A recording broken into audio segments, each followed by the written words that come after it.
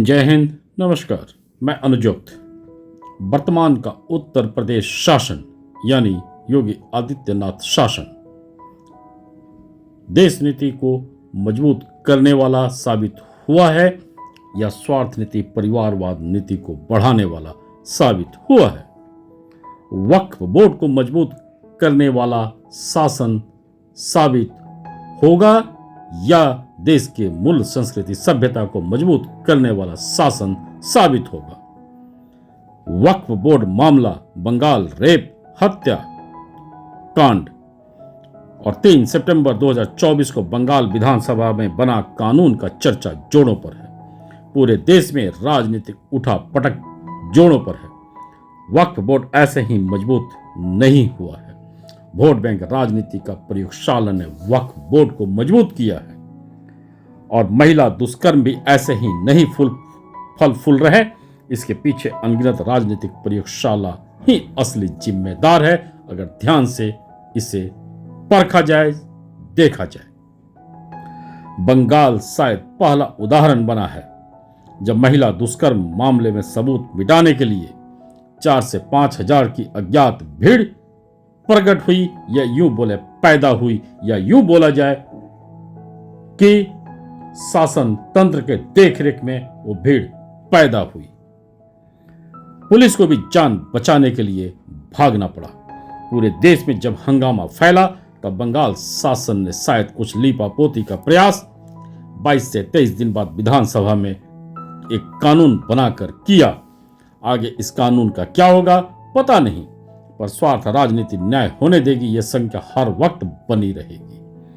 जिस देश राज्य के राजनीति में पीड़िता का जाति देखना प्राथमिकता हो, दुष्कर्म का जाति और धर्म देखना प्राथमिक राजनीति हो, तो न्याय का उम्मीद खत्म दिखता है।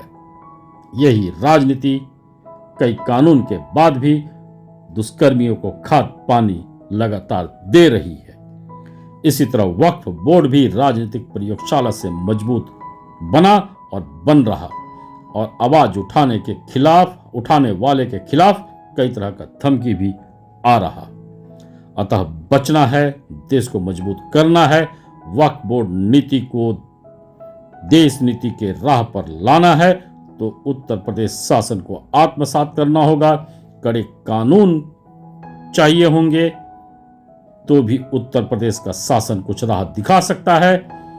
पूरे देश के, पूरे मुख्यमंत्री के, पूरे राज्यों के शासन प्रणाली को भी समझना होगा, तभी देश में महिला अस्मिता से होने वाले छेड़छाड़ और राजनीति पर भी लगाम लगेगी और वक्फ बोर्ड भी जैसे तैसे अपने संपत्ति में इजाफा नहीं कर पाएगा।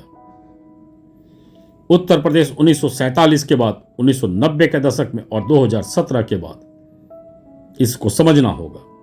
कुछ ही महीनों में हरियाणा, झारखंड, महाराष्ट्र, जम्मू कश्मीर में मुख्यमंत्री और शासन दल को चुनना है। मेरे इस चैनल को लाइक, सब्सक्राइब, शेयर करना न भूलें, क्योंकि आगे कई महत्वपूर्ण जानकारी मौजूद है। कुछ महत्वपूर्ण बात, मुख्यमंत्री और केंद्र का तालमेल अभाव देश को घाव दे सकता है या देश को मजबूती दे सकता है, इसका एक प्रयास दिखेगा। मुख्यमंत्री और केंद्र का तालमेल देश के हर गांव, हर शहर, हर समाज, हर डगर का सुरक्षा बन सकता है या नहीं, इसका भी एक प्रयास दिखेगा। मुख्यमंत्री और केंद्र तालमेल सीमा सुरक्षा बन सकता है, आंतरिक सुरक्षा बन सकता है या नहीं, इसका भी एक प्रयास दिखेगा। जो देश नीति का नहीं, देश उसका नहीं, इसका भी एक प्रयास दिखेगा। योगी आदित्यनाथ 2017 के बाद और योगी आदित्यनाथ के पहले का उत्तर प्रदेश विश्लेषण भी शायद कुछ बंद आंख को खोलेगा। एक राज्य के मुख्यमंत्री का देश नीति से जुड़ाव का पहला शायद तगड़ा उदाहरण उत्तर प्रदेश का वर्तमान शासन प्रणाली है। उत्तर प्रदेश के मुख्यमंत्री हैं। गुजरात के मुख्यमंत्री के रूप में श्री नरेंद्र मोदी जी को भी देश नीति के लिए कार्य करते देश ने देखा, पर केंद्र का असहयोगात्मक रवैया उनके कार्यों को पूरे देश में व्यापक नहीं बना पाया। पूरे देश में स्वार्थी राजनीति ने उदाहरण नहीं बनने दिया। श्री शिवराज सिंह चौहान, श्री हेमंता बिस्वा शर्मा का कार्य प्रणाली भी देश नीति राह दिखाने में अब सक्षम साफ साफ दिखती है। बिहार में लालू यादव, श्रीमती राबड़ी देवी, श्री नीतीश कुमार से लेकर उत्तर प्रदेश में सुश्री मायावती, स्वर्गीय मुलायम सिंह यादव, श्री अखिलेश यादव, दिल्ली श्री अरविंद केजरीवाल से लेकर जम्मू कश्मीर के अब्दुल्ला परिवार, महबूबा मुफ्ती परिवार का कार्यप्रणाली देश नीति के साथ काम किया या समाज बांटों से देश नीति के जड़ में दीमक दिया, इसका अंदाज आप उनके कार्यप्रणाली से स्वयं लगाएं। अतः अभी तक देश में कौन से मुख्यमंत्री देश नीति के लिए काम किए, संस्कृति सभ्यता के लिए काम किए और उनका केंद्र से तालमेल कैसा रहा, इस पर एक साथ व्यापक चर्चा का अभाव भी राजनीति में स्वार्थ नीति को पलने दिया और भुक्तभोगी देश नीति हुआ, देश हुआ, राज्य का हर शहर, हर गांव, हर समाज हुआ और हर परिवार हुआ। अतः मुख्यमंत्री कार्यप्रणाली भी देश के लिए उपयोगी या अनुपयोगी यह जानना अति आवश्यक और आने वाले विधानसभा चुनाव में हर राज्य की जनता को भी यह समझना अति आवश्यक। उत्तर प्रदेश जो देश के राजनीति का केंद्र बिंदु है, 24 जनवरी 1950 को जन्मा उत्तर प्रदेश कई प्रधानमंत्री पैदावार का गढ़ बना। आजादी के बाद पूरे देश की तरह उत्तर प्रदेश भी भ्रमवश कांग्रेस में रहा। आजादी के बाद से ही हिंदू तोड़ो अभियान साजिशन चला और जातिवाद राजनीति के कारण शायद ही कोई मुख्यमंत्री 5 साल का कार्यकाल पूरा किए। 1990 के दशक में आते हैं। उत्तर प्रदेश में 2 मुख्य क्षेत्रीय दल, समाजवादी दल और बहुजन समाजवादी दल का जन्म हुआ और राष्ट्रीय दल के रूप में परिवारवाद कांग्रेस हाशिए पर चला गया, जो आज तक हाशिए पर ही है।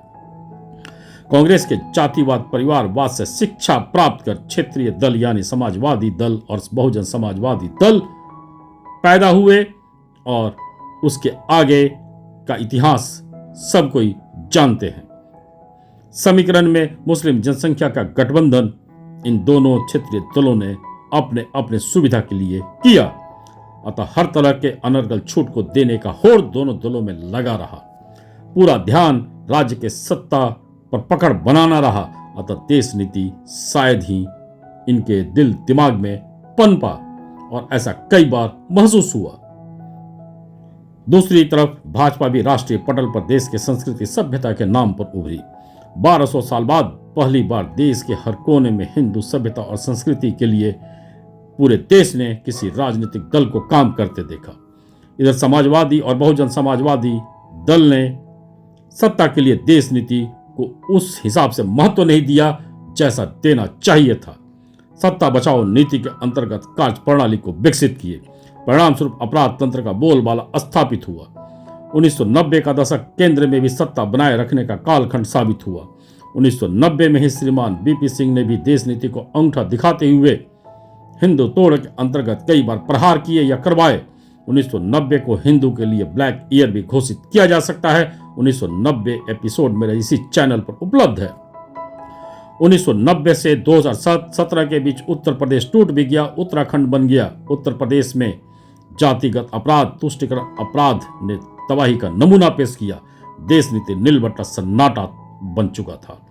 एक सच जो पूरे देश को आत्मसात करना चाहिए। एक भी राज्य का अस्थिरता पूरे देश के हर कोने पर प्रभाव डालता है, हर गांव, हर शहर, हर परिवार पर प्रभाव डालता है। उत्तर प्रदेश क्षेत्रीय राजनीति ने भी यही उदाहरण पेश किया। दोनों क्षेत्रीय दल देश नीति उदाहरण को पेश नहीं कर पाए। सत्ता पकड़ के लिए हर तरह के अनैतिक कार्य पर आंख पर पट्टी बांधे रखे। परिणाम स्वरूप इतिहास का पन्ना खूनी रंग में रंगा हुआ मिलता है। सामाजिक खाई के रूप में मिलता है, जातिवाद जंगल के रूप में मिलता है। अतः राज्य के क्षेत्रीय दल जो स्वार्थनीति राजनीति में लिप्त हैं, वे देश के हितैषी हो ही नहीं सकते। यह गांठ बांध कर रख लीजिए। अतः राष्ट्रीय दल और क्षेत्रीय दल के अंतर को समझे बिना देश को मजबूत करने का कोई ऑप्शन नहीं। याद रहे, देश का छत्री राज्य का छत्री और फिर राज्य के हर शहर, गांव, उद्योग, व्यापार, नौकरी, अर्जित संपत्ति का सुरक्षा है। 2017 में श्री योगी आदित्यनाथ का जन्म मुख्यमंत्री के रूप में राष्ट्रीय दल के तरफ से हुआ। इस भाग में इतना ही। इसके का दूसरा भाग रविवार 8 सितंबर सुबह 8:30 बजे सुनना न भूलें। पर इस दौरान अगर वक्फ बोर्ड से बचना है तो हर मुख्यमंत्री का विश्लेषण करें, उनके कार्य प्रणाली का विश्लेषण करें, समाज को बताएं, परिवार को बताएं, क्योंकि एक राज्य का मुख्यमंत्री शासन प्रणाली भी देश के मजबूती के लिए काफी महत्वपूर्ण होता है, और देश नहीं तो किसी के लिए कुछ नहीं। इसको आप गांठ बांध कर रख लीजिए। जय हिंद, धन्यवाद। भाग 2 में रविवार को पुनः मिलते हैं। धन्यवाद।